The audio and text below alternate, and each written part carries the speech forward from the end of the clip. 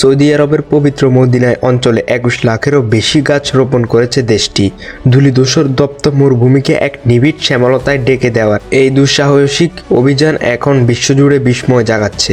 একসময় যেখানে মাইলের পর মাইল খা খা রোদে তপ্ত বালুকা ঋষি ছাড়া আর কিছুই দেখা যেত না, সেখানে এখন মাথা উঁচু করে দাঁড়িয়ে আছে লাখ লাখ গাছ।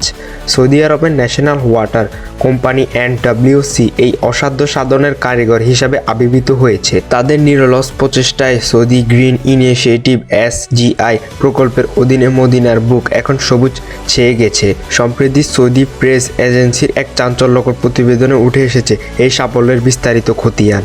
এই বিশাল কর্মযোগ্য মরুভূমির রক্ষ প্রকৃতিকে বশ করে এক নতুন সবুজ অর্থনীতির গোটার বলিষ্ঠ প্রত্যয় বহন করেছেন। মদিনার এই অরণ্য তৈরির পেছনে সবচেয়ে চমকপ্রদ ও কৌশলগত দিকটি হলো পানির সাশ্রয় ও বুদ্ধিদীপ্ত ব্যবহার। মরু অঞ্চলে যেখানে সুপ্রিয় পানির তীব্র সংকট, সেখানে এত বিশাল বনায়ন কিভাবে সম্ভব হলো? NWC জানিয়েছেন, এই প্রকল্পে সেচের কাজে এক ফোঁটাও ভূগর্ভ পানি ব্যবহার করা হয়নি। তার পরিবর্তে শতভাগ পরিশোধিত পর্য পানি ব্যবহার করে এই বিপ্লব ঘটানো হয়েছে। অর্থাৎ শহরের পরিত্যক্ত ও দূষিত পানিকে উন্নত প্রযুক্তির মাধ্যমে ব্যবহারযোগ্য করে তুলে তা দিয়ে সেচ দেওয়া হয়েছে তৃষ্ণার্ত মরুভূমিতে। এর ফলে একদিকে যেমন ভূগর্ভ পানির অমূল্য ভাণ্ডার রক্ষা পেয়েছে, অন্যদিকে বর্জ্য পানির কার্যকর পূর্ণ ব্যবহার নিশ্চিত হয়েছে। এই প্রকল্পের যাত্রাপথে ২০২৫ সালটি ছিল একটি অন্যান্য মোড়। প্রতিবেদনে জানানো হয়েছে, শুধুমাত্র গত এক বছরেই মদিনার উত্তর পশ্চিম সেক্টরে ৪,৭২,০০০ গাছ রোপণ করা হয়েছে।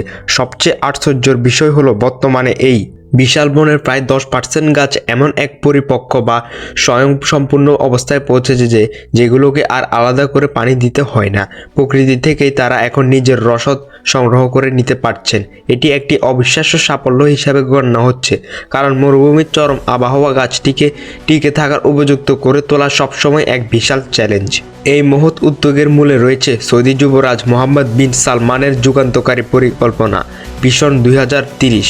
এই মহাপরিকল্পনায় অবিচ্ছেদ্য অংশ হিসাবে 2021 সালের যাত্রা শুরু করেছিল সৌদি গ্রিন ইনিশিয়েটিভ। দেশটির লক্ষ্য অত্যন্ত সুদূরপ্রসারী, 2060 সালের মধ্যে দেশটিতে নেট জিরো কার্বন নিঃসরণ নিশ্চিত করা।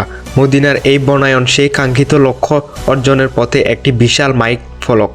National centre for vegetation cover ডেভেলপমেন্টের সাথে নির্বিড় সমন্বয় করে NWC আগামী বছরগুলোতে বৃক্ষরোপণের এই হার আরও বহুগুণ বাড়ানোর পরিকল্পনা হাতে নিয়েছেন।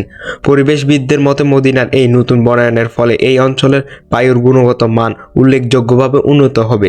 মরুভূমির বয়াল ভালু জ্বর এই গাছপালার বাধার কারণে অনেকটাই প্রশমিত হবে। পাশাপাশি এই সবুজায়ন স্থানীয় জীবন বৈচিত্র্য রক্ষায় এক ইতিবাচক প্রাণসঞ্চার করবে। বিলুপ্তপ্রায় অনেক পশু পাখি ও কীটপতঙ্গ পুনরায় তাদের আবাসভূমি ফিরে যাবে বলে আশা করা হচ্ছে।